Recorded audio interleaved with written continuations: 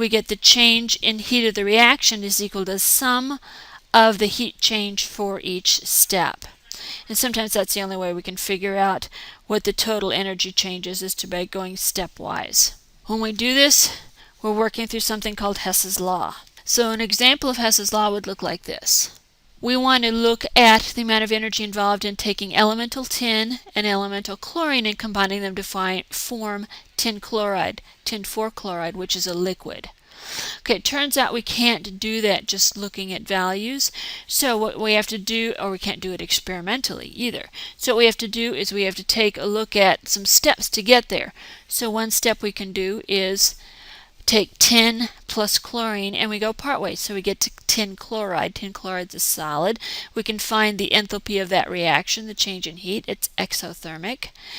And then we take our tin 2 chloride and we combine it with more chlorine, and now we get to tin 4 chloride, and we can measure the enthalpy change for the second reaction as well. So if we want to find now the overall enthalpy change, what we're going to do is we're going to add reactions 1 and 2, cancel out those things that are the same on the reactant side and the product side. So on the right side for the first reaction I've got tin 2 chloride. That's not in my overall reaction. It's a reactant on my second reaction. So because it's the same on reactant side and product side, I can cancel it out. Then when I add my reactions together, I get 1 tin, I get 2 chlorines, and I get tin 4 chloride, and I add the enthalpies together and I get an enthalpy of the overall reaction. It turns out I can't measure enthalpy values. As I said before, we can only measure the change in enthalpy. So what we have to do is set some sort of standard and base everything on that and compare everything to that. So it turns out that, first of all, for standard conditions, which is where we're going to get our values, temperature is 25 degrees Celsius, as I said before. Standard pressure is 1 atmosphere, or 760 millimeters, or 101.3 kilopascals, depending on your pressure units.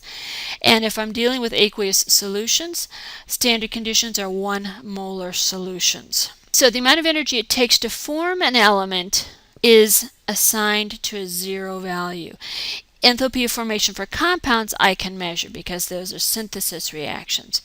So the heat of formation of any stable element then is going to be 0 by definition in its standard state.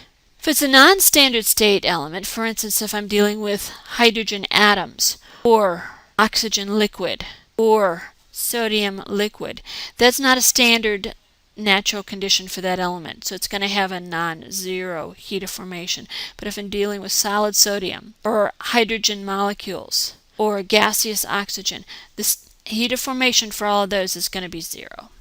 Heat of the reaction is the heat involved in a chemical reaction. It can be either endothermic or exothermic. So now we're going to kind of walk through some definitions here.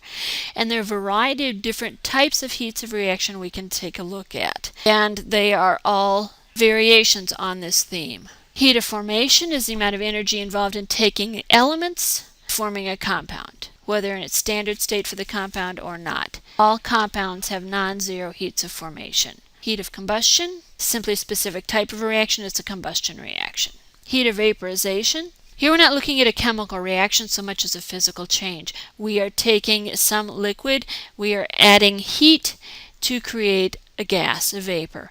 And so there's a certain amount of energy that can be measured that's involved in that, and that's the heat in vaporization. Heat of fusion, same deal, it's a phase change, heat energy transfer rather than a chemical reaction. And heat of fusion is the heat, as it says, involved in going from liquid to solid as a phase change, not a chemical reaction. Heat of the solution is the amount of heat energy involved in dissolving something, generally in water, because most of the reactions we run are going to be aqueous solutions. Okay, if you've got a table of heat of formation values under standard conditions, you can use them to find the heat of the reaction.